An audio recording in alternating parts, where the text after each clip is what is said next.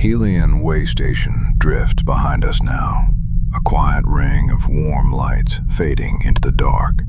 The Nine settles into her soft, familiar hum, the sound of a ship easing into long drift. There's a comfort in this moment, in the gentle pull of departure, and in the slow unwinding of a run just getting started. Out here, you feel the shift, from station noise to open lane quiet. It's like stepping from a crowded room into a long, empty corridor, one where your thoughts finally have space to stretch out and breathe. The lantern corridor waits ahead, a chain of slow, steady beacons glowing through the haze. They'll guide us through, one soft pulse at a time. The Nine's engine hum evens out as we move into drift speed, low and steady, almost like she's breathing right alongside me. I've run this route more times than I can count, and still, every trip begins the same way, with a quiet moment at the helm, watching the soft lantern lights shimmer through the dust like fireflies drifting on a slow breeze. People think long-haul work is lonely. I've never found it to be. The ship talks in small ways. The vibration of the hull, the murmur of circuitry, the way the gauges flicker when she settles into her rhythm. It's a kind of company. Beacon 1 glows faintly ahead, its light passing through a thin veil of mineral dust. The way it scatters makes the whole region shimmer. Soft golds, muted blues, a haze that never quite sits still. We ease past it, slow, unhurried. No need for haste out here. A lantern corridor is designed for the careful traveler, the patient one, the sort who doesn't mind letting the galaxy set the pace. Outside the viewport, the dust drifts in lazy spirals, each one catching the beacon glow and stretching into long ribbons of color. There's a gentle tapping now, tiny grains brushing against the hull, a sound like distant rain on an old cabin roof. I've always liked that sound.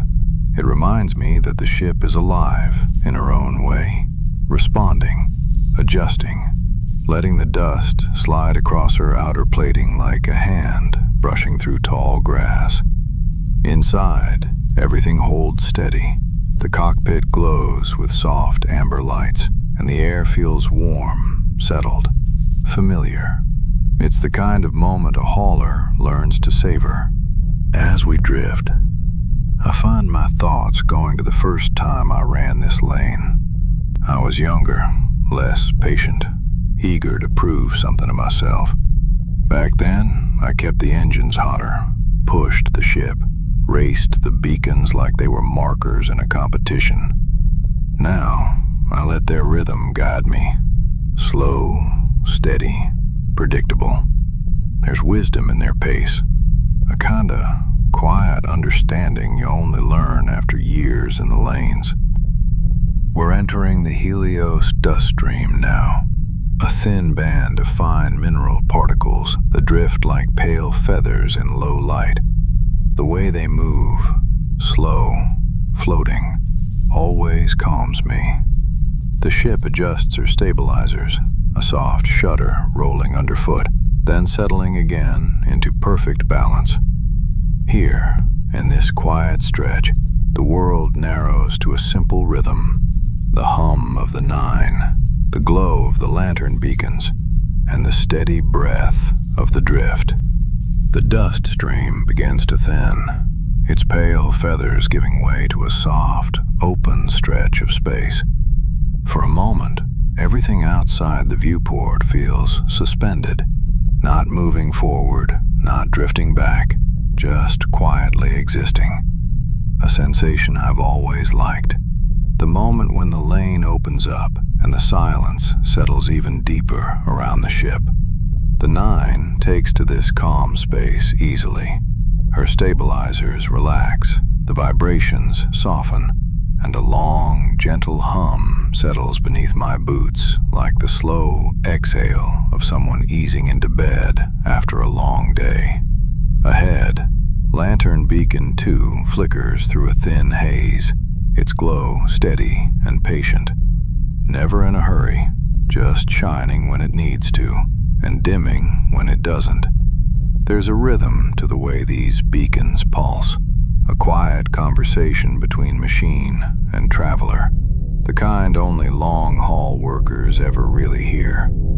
I glance down at the console, soft amber lights, gauges that move so slowly they might as well be thinking, cool metal warmed by years of my hands resting on it.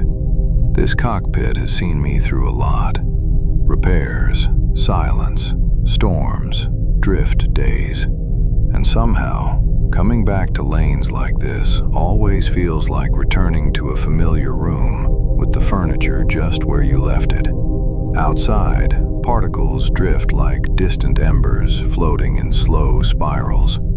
The corridor widens, and the light of Beacon 2 grows clearer, painting the dust in hues of soft gold. The Nine glides toward it with the patience of an old friend. Between Beacon 2 and Beacon 3, there's a stretch of corridor I've always thought of as the Long Quiet.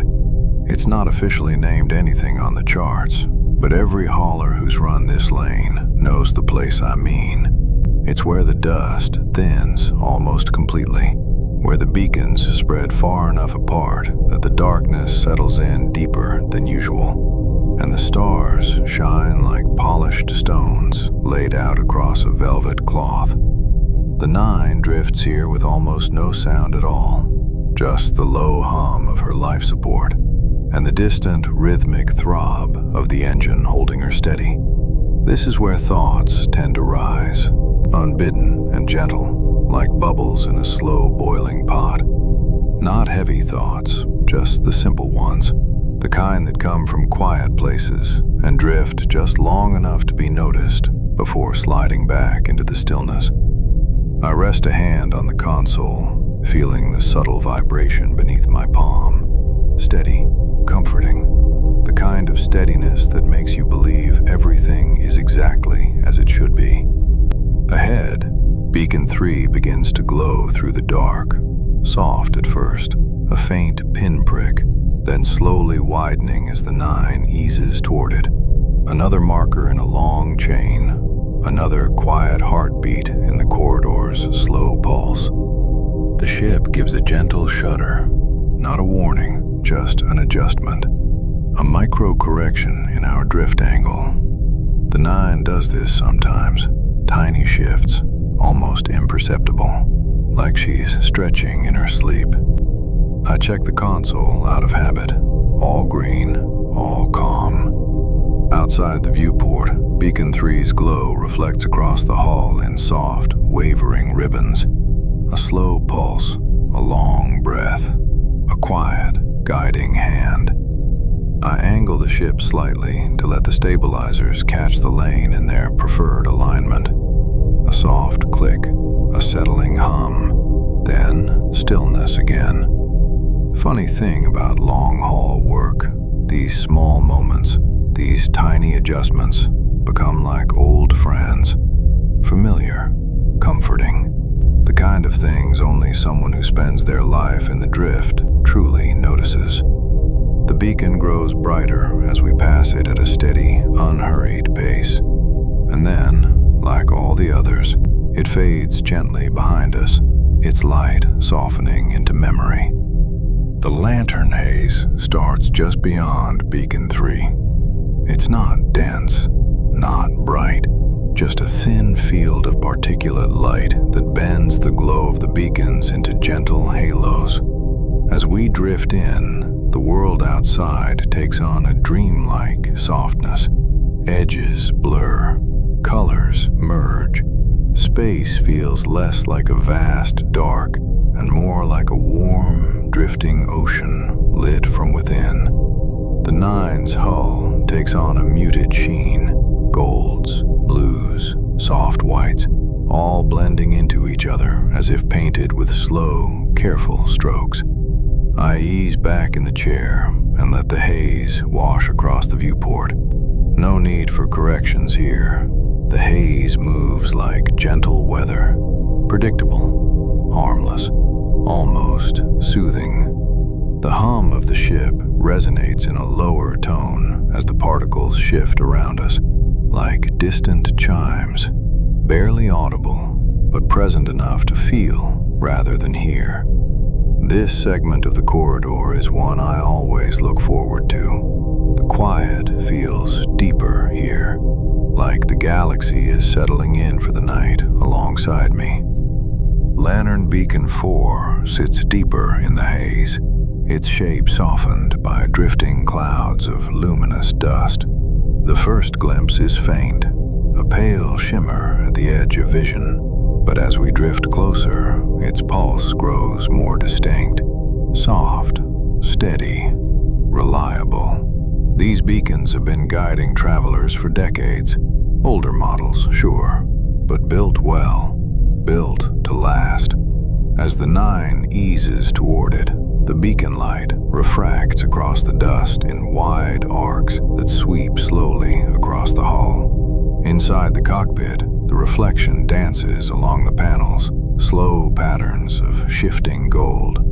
I've watched this light 1,000 times, and somehow it still feels like watching a quiet ocean tide, steady in its rise, steady in its fall, guiding travelers without asking for anything in return. Past Beacon 4, the haze thickens just enough to give the corridor a muted, hushed quality. The sounds inside the cockpit take on a softer tone. Even the engine hum lowers slightly, as if the ship is respecting the quiet. Out here, the silence feels layered, like drifting through a gentle snowfall. Each small motion of the ship is softened by the particles outside. Every flicker of light is blurred into something warm and soothing. There's a peace here that's hard to put into words, a sense that the galaxy itself is breathing slow, unrushed, content to simply drift alongside you. I rest my hands on the console, let my shoulders drop, and allow the stillness to settle in. This part of the run always feels like the heart of the Lantern Corridor, a place where even time seems to ease into a slower rhythm. The haze begins to thin again, not all at once, but gradually, like clouds parting over a quiet field. The Nine glides into a stretch of open space that feels deeper than the dark we came from, a colder hue, a wider silence. This is the place where the corridor seems to widen into something formless, a pocket of calm carved out by decades of quiet travelers, all drifting along the same steady path. The stars here look sharper than needles, fine points of white piercing the velvet dark. I bring the ship into a slow, deliberate drift, barely touching the control surface, just enough to let her settle in the way she prefers. A distant thrum ripples through the hull, gentle, like a soft knock from an old friend. Nothing to worry about, just the ship adjusting to the temperature shift. Inside, the cockpit lights glow in warm, amber tones. They feel like lanterns in an old cabin, keeping the dark at bay without ever pushing against it. Moments like this remind me why I run the lanes. Not for the pay, though it's steady enough, and not for the solitude, though I've grown used to it. It's for this, the drifting silence, the slow unraveling of thought, the comfort of a ship breathing gently around me while the universe stretches out in all directions. Ahead, a faint glimmer marks the next beacon. Still distant, still small, but unmistakably there. A reminder that even in the deepest quiet, there's always a soft light waiting. Lantern 5 rises slowly in the distance, a pale, steady glow suspended in the widening dark. The corridor markers get farther apart here. Space thins out, sound deepens, and even the Nine seems to drift with a gentler cadence. The beacon itself is an older model. You can tell by the tone of its pulse. A soft, rounded rhythm, not as sharp as the newer installations in the inner lanes. I've always liked the old beacons. They have a warmth to them, a personality the newer ones lack. As we approach, the beacon light scatters across the viewport in long, slow arcs, each one shifting delicately as the ship drifts past. The Nine's hull groans softly, a relaxed, familiar sound. Metal warming, cooling, adjusting to the glow outside. I angle the ship just so, letting the beacon's pulse wash through the haze and across the bow. The corridor widens further ahead, a gentle opening, an invitation to keep drifting. Lantern 5 pulses one last time as it slides past on our starboard side. Its glow softens, dimming into a warm afterimage against the dark. Between Lantern 5 and Lantern 6 lies the quietest section of the corridor. No dust, no haze, no drift currents, just open dark and the hum of the ship. Some haulers don't like it, say it feels too empty, too wide, too quiet. But I've always found comfort here.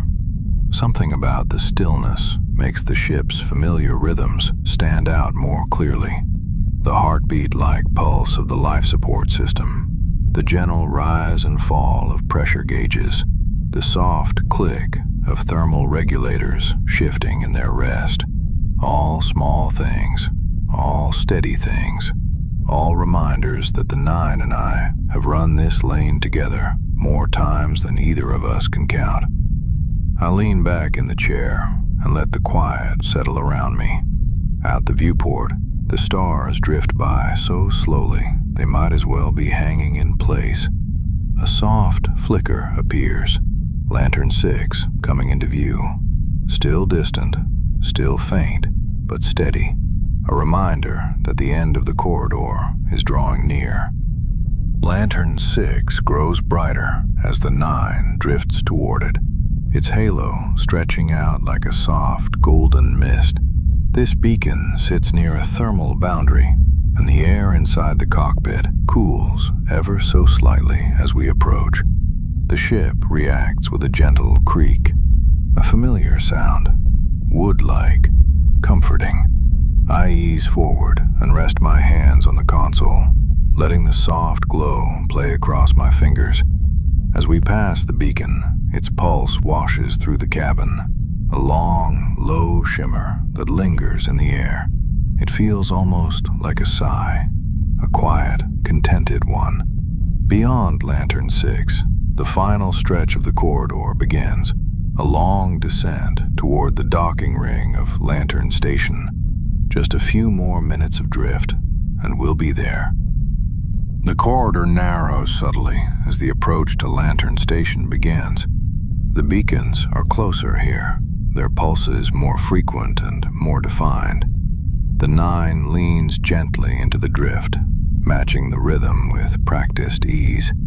Docking lights appear ahead, small at first, tiny pinpoints, then enlarging into a soft ring of white spreading across the dark. The ship's systems shift into approach mode. A low chime sounds, soft, unobtrusive, familiar.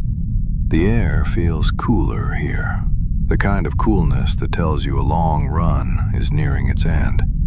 I straighten slightly, rest my hands on the controls, and let the Nine guide herself along the final vector. The docking ring glides into view like the mouth of a quiet harbor, waiting, welcoming, still. The station's docking clamps extend like slow-moving branches, steady, deliberate, guided by old machinery that's still got life in it. A soft metallic click echoes through the hull as the clamps make contact. Then, a gentle pull, a subtle shift in pressure, and the Nine settles into her place with the comfort of someone returning home. Systems wind down. Lights soften. The engine hum eases into a slow, warm exhale.